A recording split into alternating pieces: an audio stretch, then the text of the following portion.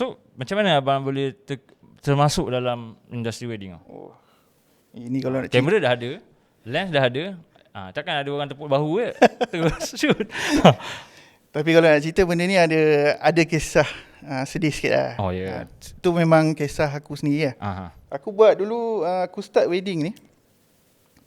Masa tu aku dapat tahu mak aku sakit lah. Okay. Kanser. Ada kamera tak tu? Masa tu dah ada kamera. Okay. Masa tu ada kamera dan aku dah bertunang masa tu. Dan mak aku sakit. Masa mak aku sakit tu, mak aku actually sakit kanser tulang ari rahang ni kan. Jadi masa tu kau nak ada kerja yang fleksibel tau. Yang kau boleh ada masa dengan mak kau. Kerja office? Kerja office tu aku dah berhenti lah. Oh dah berhenti lah. Aku just more fleksibel. Maknanya aku nak fokus dekat mak aku lebih. Tapi dalam masa sama aku cuba generate. Masa tu tak ke wedding lagi. Okay. Aku cuba generate buat kerja je part time tau. Jadi bila orang perempuan ni dia suka nekan-nekan tau.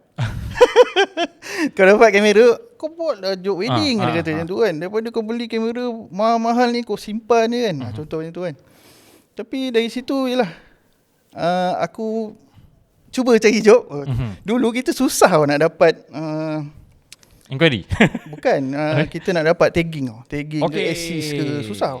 Sebab dulu Facebook dia tak terbuka macam sekarang ni. Sekarang ni kau boleh ada group semua kan, senang. Dari situ makku sakit. Lepas tu tunang aku menekan-nekan. Kebetulan ada satu kawan ni dia nak tunang. Okay. Dia kita pun cubalah kan. Cuba padahal tak tahu pun nak shoot wedding ni lagi tau. Tak ada expose. Walaupun tunang kan. Kau hanya berdasarkan gambar sikit kat Google. Tak macam sekarang kau type bersepah kan.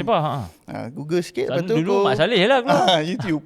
YouTube. Itu ialah modal kita. Lepas tu bila tanya member tu tanya dapat job pertama. Itu job pertama kau job tunang. Job tunang masa tu aku beli speed light pun Nissin. Beli speed light Nissin lagi 2 hari nak shoot. Masa tu 2 hari nak job. Tak tahu pun guna. Abang tahu nak letak kat mana speed light tu. Pun guna masa tu. Aduh, tapi dari job tunang tu kalau ada zaman trade aku rasa dah terlongkok dah kot. Dah terlongkok. Kalau social media ni memang itu je lah zaman tu. Tunang yang ada tu. Memang tak buat dah kot wedding betul. Tapi dari situ aku mula belajar. Tapi masa tu aku dapat charge 500 tau. Okay. 500 shoot tunang dalam 3-4 jam. Tapi kau bagi stick album 20 page je. Stick album yang lama, yang ni skopik plastik. Lepas tu kau tampal VR kan. Tampal hantar. Itu 500. Sekarang ni 2.5 pun orang sauk. Betul tak? Sekarang ni jangan ada orang ulur lah. Boleh ni. Tu kadang-kadang kita 500 pun boleh jual, sekarang 2.5 pun susah nak jual. Macam tu lah. So basically masa abang cakap 500 tu, memang tu abang offer dekat dia ke? Itu kira official package abang lah? Aku tak official, tapi aku dah offer kat dia. Aku kata 500 aku boleh bagi. Okay. Dia pun okey lah, boleh lah. Tapi padahal masa tu portfolio pun tak ada. Emang cari kawan ni. Kau cakap orang lain kalau nak naik pergi tag, assist dulu kan, belajar pegang lampu pun tak apa lah. Tak ada, ni kita buat job terus. Selamat menyala lah. Tapi masa habis aku shoot lah tunang tu sampai habis. Tapi actually lepas habis tu Nissin tu dah tak hidup lah. Masa tu tak tahu guna, kita pakai TTL tu kan. Jadi dia kejap terang kejap gelap lama. Memang kong lah. Kong baru beli 2 hari sebelum. Tak, maksudnya bukan beli use. Baru. Beli baru. Kat kedai lah. Kat kedai. Tu kong lah. Kong terus. Betul abang ni asal menyala. Dah 16 tahun lah kan. Plus minus 16 tahun dalam industri. So adalah pengalaman-pengalaman yang indah. Tapi tak dinafikan juga, ada juga yang masam sikit lah kan, pahit-pahit ni kan. So kalau abang boleh sedikit sebanyak share dengan saya, kalau abang berada dalam posisi 2009 tu balik, kan, yelah up and down. Kadang-kadang kita pun pening ke kan. Mungkin dia punya happy tu banyak, tapi sedih dia satu. Tapi sedih yang satu tu pun yang rasa macam Ni kalau patah balik ni aku tak nak jadi fotografer ni. So kalau abang masa dapat patah balik 2009 tu bang, abang rasa? Kalau aku rasa, kalau aku patah balik 2009 kan, aku rasa aku tak buat wedding. Aku setuju terang cakap. Sebab apa? Sebab masa tu kau tak di-expose pun dengan benda ni. Okay. Jadi memang azalinya mak aku habis belajar, okay kerja, Carol cari kerja.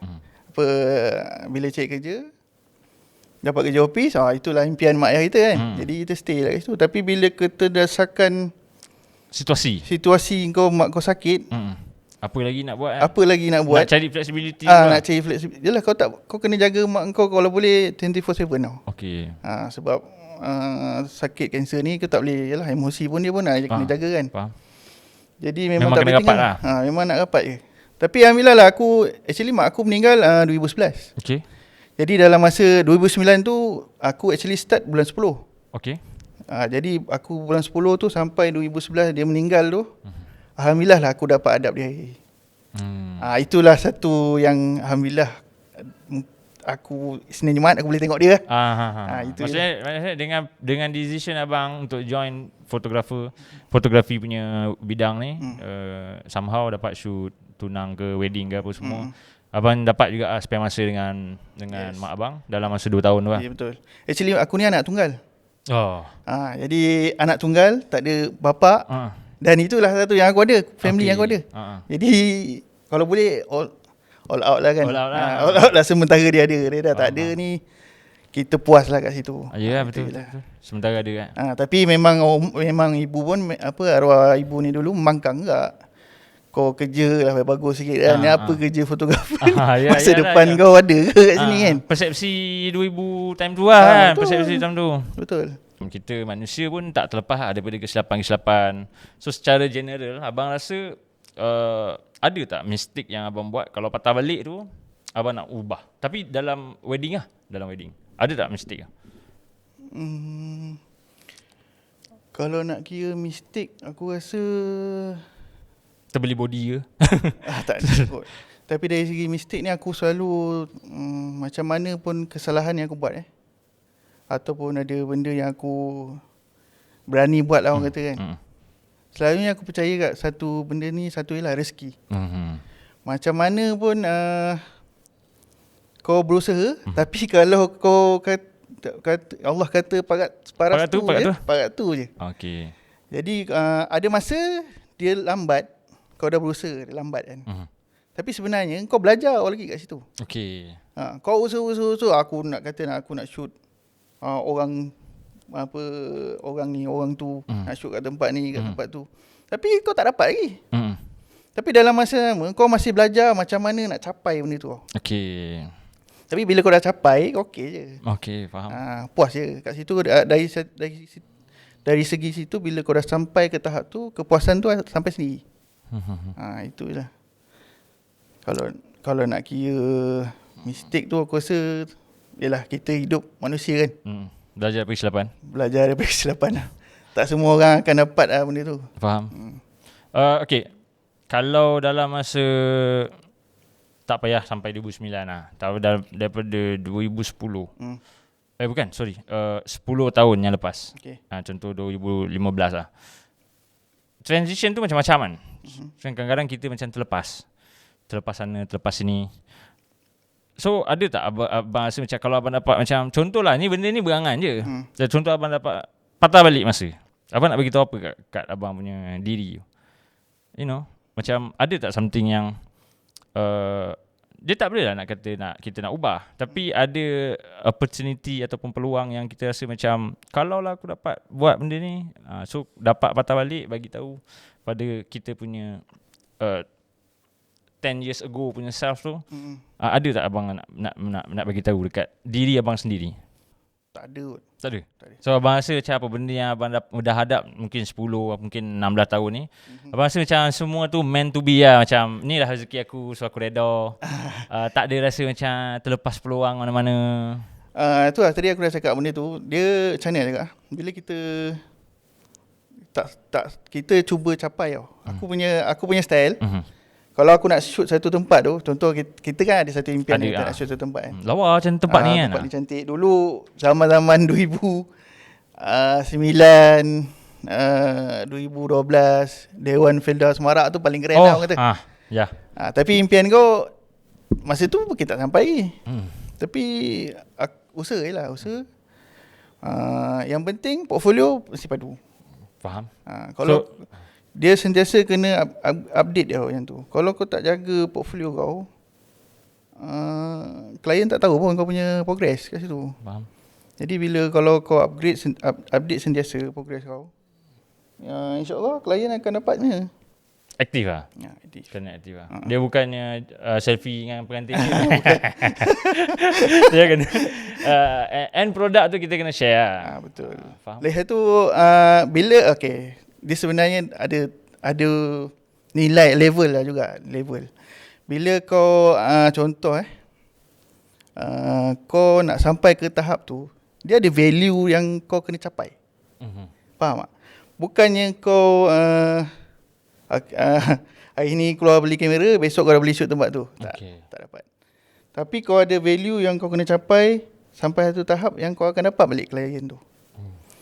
Dari situ lah aku belajar banyak daripada segi value tu lah. Dan business triangle tu penting lah. Kalau kau tak ada benda tu, basic tu susah nak capai. Memang seronok sendiri je lah. Lepas tu tak sendiri tahu. lah. Lepas tu question kenapa harga value harga murah sangat, marah kan. Faham. So sedikit sebanyak apa benda yang abang share ni, kita berharap dapat share, orang kata bantu lah orang yang dengar kat luar ni. Tapi dah hujung-hujung tahun ni, kita pun baru lepas SPM kot. Ke tengah SPM masa? Tengah SPM. Tengah SPM lah. Okay, untuk orang yang fresh graduate ataupun habis SPM, kalau dia tanya abang, saya nak jadi fotografer lah tanya abang. Tengok abang style gila kan. So abang nak ikut apa dengan dia? Aku selalu Awak salah orang ni. Aduh, Pakcik. Selalu aku kalau macam aku lah kalau nak jadi, yelah, kalau kau nak jadi wedding photographer untuk orang kata bagi apa sekarang, Gen Z Gen Z ni bagi aku ada 4 lah. Maknanya kalau first, dia mesti keinginan dia nak belajar tu. Keinginan dia nak belajar tu mesti ada. Gear nombor 2. Yang first minat. First minat. Gear nombor 2. Keinginan nak belajar. Keinginan belajar tu sekarang dah mudah, tak macam dulu. Macam sama aku ni dulu. Keinginan belajar tu kau boleh lah follow brother-brother yang lama-lama ni kan, masuk dalam grup. Bang, minggu ni saya follow abang boleh? Boleh ya, dia okey je. Ada guru WhatsApp apa semua kan. Tapi memang tak bercakap lah, kau tengok dia buat kerja kan. Kau tengok secara dia bekerja. Lepas tu yang ketiga, ada nombor 4 lah. Ada nombor 4 kan?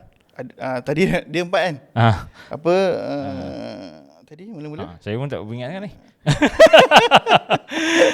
mula-mula minat. Minat. Lepas tu dia apa ni? Lepas tu minat, keinginan nak belajar. Lepas tu attitude. Okey. Ini memang banyak masalah budak zaman sekarang. Attitude memang problem. Janji pukul 8 pun belum timbul. Okey. Bangun. Pukul 8 pun belum timbul. Dan yang keempat tu value lah. Apa value yang dia boleh bawa apa value? Value ni banyak lah sebenarnya, dia macam foundation tau. Dia ada bergabung lah semua.